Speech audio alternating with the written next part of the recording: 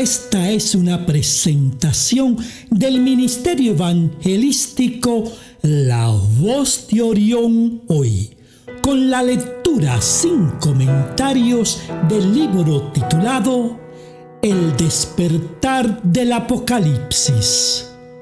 Capítulo número 11. El despertar de los judíos. Sección 11D. El restablecimiento del pueblo judío. El llamado de Dios al pueblo judío es una crónica anunciada, es decir, algo que es obvio habrá de suceder. Dios amó a Abraham y a su descendencia en la carne con amor inefable, y eso hace una diferencia en la actitud de Dios hacia el pueblo de Israel. Dios no solo amó a Abraham, sino que también admiró su acto de fe en el monte Moria, cuando con firme confianza en su Dios tomó la decisión de obedecer y sacrificar a su hijo amado, con la esperanza quizás que Dios lo resucitara. Dios se vio a sí mismo reflejado en el patriarca, entregando a su hijo amado sacrificado sobre un altar, solo con la diferencia que en vez de ser sacrificado en el altar del holocausto, fue crucificado en una cruz entre ladrones, de la manera más humillante en que alguien jamás hubiera padecido.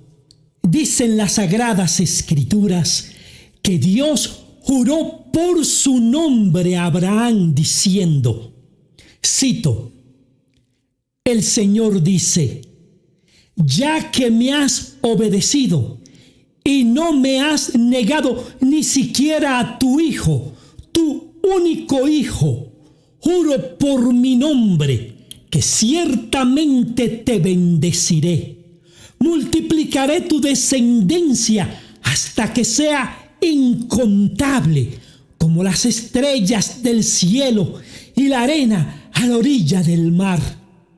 Tus descendientes conquistarán las ciudades de sus enemigos, y mediante tu descendencia todas las naciones de la tierra serán bendecidas. Todo eso porque me has obedecido. Génesis capítulo 22, versículos 16 al 18. Dios no falta su promesa, y mucho menos a un juramento sobre su propio nombre. Para poder entender en un escenario más amplio el privilegio de ser judío, habría que examinar el tema desde la perspectiva del amor de Dios, el origen de la creación del hombre y su juramento divino, es decir, el juramento de Dios. Ciertamente, los judíos se rebelaron en contra de la ley de Dios, que traducido sería rebelarse contra el carácter y la santidad de Dios. La historia de su rebelión está registrada en todo el Antiguo y el Nuevo Testamento. En todo esto hay un misterio. Tan grande fue la rebeldía del pueblo judío que Dios los dejó vagar en oscuridad para que sufrieran las consecuencias de su pecado. Pero si su rebeldía fue grande, más grande aún llegó a ser el amor de Dios por la nación judía. Desde la perspectiva humana, ese amor no tiene sentido. Es irracional y hasta infantil. Porque quien que haya sido rechazado de la manera como la nación judía rechazó a su Dios y Hacedor, continúa persistentemente en busca de esa persona Sencillamente es un amor que supera la tolerancia y paciencia de cualquier amor que hayamos conocido. Inclusive va más allá del amor de la madre más abnegada. El llamado de Dios para con su pueblo está basado en las características del amor divino, que si bien las hemos experimentado, no podemos comprenderlas. Sobre ese amor, la Biblia nos enseña que, cito, si yo hablase lenguas humanas y angelicales y no tengo amor, vengo a ser como metal que resuena o címbalo que retiñe. Y si tuviese profecía y entendiese todos los misterios y toda ciencia, y tuviese toda la fe de tal manera que trasladase los montes, y no tengo amor, nada soy. Y si repartiese todos mis bienes para dar de comer a los pobres, y si entregase mi cuerpo para ser quemado, y no tengo amor, de nada me sirve. El amor es sufrido, es benigno. El amor no tiene envidia. El amor no es jactancioso, no se envanece, no hace nada indebido, no busca lo suyo, no se irrita, no guarda rencor, no se goza de la injusticia, mas se goza de la verdad. Todo lo sufre, todo lo cree, todo lo espera, todo lo soporta. El amor nunca deja de ser, pero las profecías se acabarán y cesarán las lenguas y la ciencia acabará, porque en parte conocemos y en parte profetizamos, mas cuando venga lo perfecto, entonces lo que es en parte se acabará. Cuando yo era niño, hablaba como niño, pensaba como niño, jugaba como niño. Mas cuando ya fui grande, dejé lo que era de niño. Ahora vemos por espejo oscuramente, mas entonces veremos cara a cara. Ahora conocemos en parte, pero entonces conoceré como fui conocido. Y ahora permanecen la fe, la esperanza y el amor, estos tres, pero el mayor de ellos es el amor. 1 Corintios capítulo 13, versículos 1 al 13. En otra porción de las Sagradas Escrituras también leemos, cito, ciertamente apenas morirá alguno por un justo. Con todo, pudiera ser que alguno osara morir por el bueno. Mas Dios muestra su amor para con nosotros en que siendo aún pecadores, Cristo murió por nosotros. Romanos capítulo 5, versículos 7 y 8.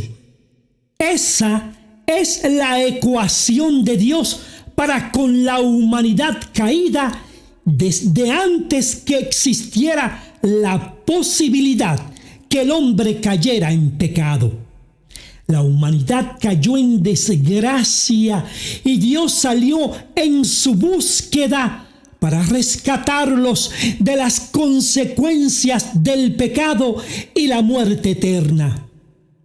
Quizás alguien se pregunte, ¿cómo sabemos que las cosas sucedieron de esta manera y por qué creerlo? Pues bien, si somos fieles y aceptamos la gracia redentora de Jesucristo, lo sabremos. Y si no, también lo sabremos. Pero será demasiado tarde para creerlo. Es un asunto que solo el Espíritu Santo nos puede revelar.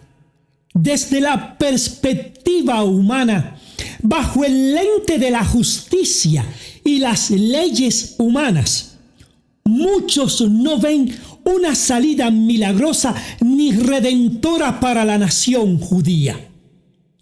Han dado por sentado que el pueblo judío se apartó de Dios y por lo tanto sellaron con ese alejamiento su sentencia de muerte eterna. La realidad es que todos nosotros nos hemos alejado de Dios y de no haber sido por su misericordia, estaríamos en peores condiciones que las que le adjudicamos al pueblo judío. La nación judía tuvo que sufrir el castigo de Dios a causa de su rebelión. Pero Dios tenía como propósito disciplinar a su pueblo, no vengarse de ellos.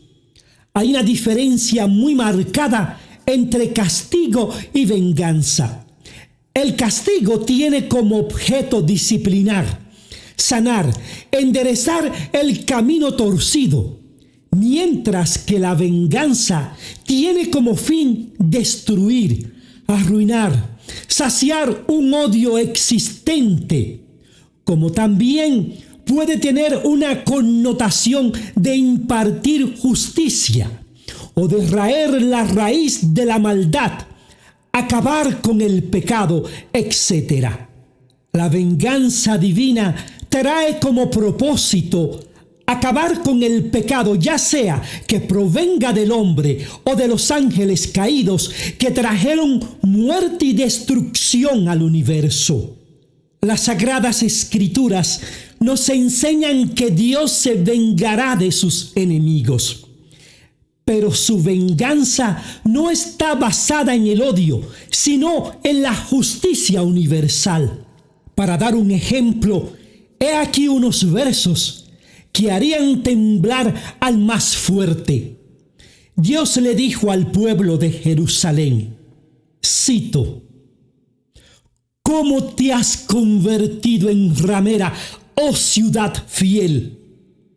Llena estuvo de justicia, en ella habitó la equidad, pero ahora los homicidas. Tu plata se ha convertido en escorias. Tu vino está mezclado con agua. Tus príncipes, prevaricadores y compañeros de ladrones, todos aman el soborno y van tras las recompensas. No hacen justicia al huérfano, ni llega a ellos la causa de la viuda. Por tanto, dice el Señor, Jehová de los ejércitos, el fuerte de Israel: ¡Ea! Tomaré satisfacción de mis enemigos, me vengaré de mis adversarios y volveré mi mano contra ti y limpiaré hasta lo más puro tus escorias y quitaré toda tu impureza. Isaías capítulo 1, versículos 21 al 25. Observe que seguido al castigo, Dios habla de la purificación del pueblo al decir: y limpiaré hasta lo más puro tus escorias y quitaré toda tu impureza.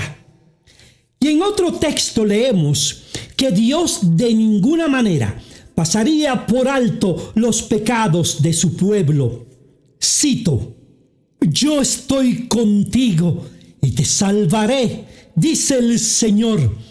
Destruiré por completo a las naciones entre las cuales te esparcí, pero a ti no te destruiré por completo. Te disciplinaré, pero con justicia. No puedo dejarte sin castigo. Jeremías capítulo 30, versículo 11. Esta nación a la que Dios habló con severidad y ternura en tantas ocasiones es el pueblo judío, la nación de Israel. Pensar que Dios, después de haber jurado, ha de olvidar a su pueblo, los descendientes de Abraham en la carne, es iluso.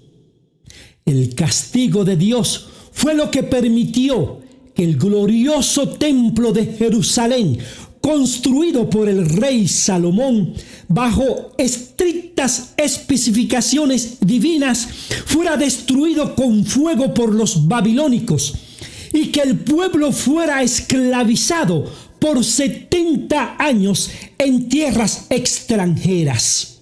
Pero el amor de Dios fue lo que permitió que regresaran a sus tierras por orden del rey Ciro y reconstruyeran el templo de Jerusalén, aunque sin la presencia del arca de la alianza, pues no era la voluntad de Dios que el arca del pacto fuera colocada nuevamente en el templo reconstruido, debido a todo lo sagrado y santo que involucraba la presencia del arca, porque el pueblo aún no estaba preparado para recibir la presencia de Dios en el templo.